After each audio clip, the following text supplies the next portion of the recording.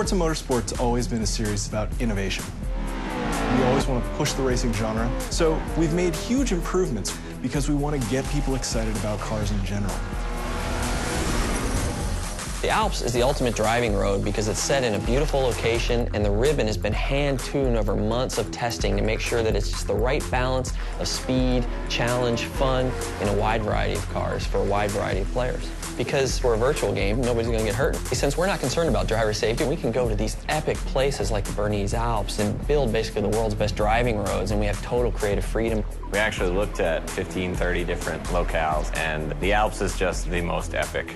The landscape is so surreal, it's crazy. I mean, these mountains are very different from any mountains you see anywhere else. I mean, it's just with all the jagged peaks. We are on part one of a trip that will take us through Switzerland and Italy as the guys from Turn 10 gather source material and basically inspired by the entire trip. What we're going to do is find the most amazing areas we possibly can and photograph them to no end. We took a really long elevator ride after a train ride and a long walk and another train ride. Took a while to get up here, but oh my God, it's worth it. Did you guys see the background and everything? Yeah.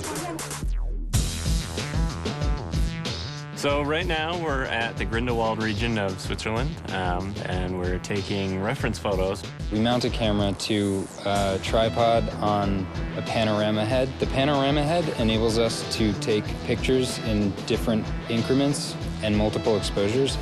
We stitch them all together and then we get an HDR.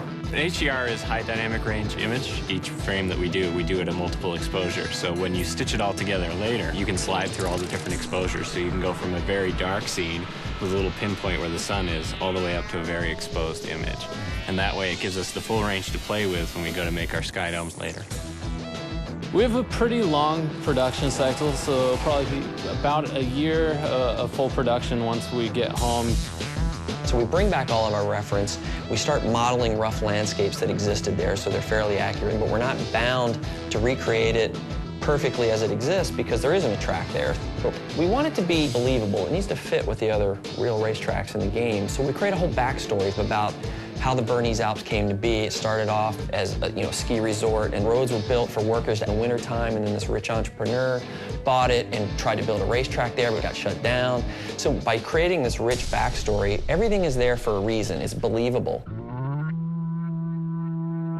Fictional tracks are a chance for us to really showcase some of the graphical tech that we have in our game. We've redone our lighting engine, and this track in particular, with its very bright snow and blooming, really shows off what our graphics engine can do.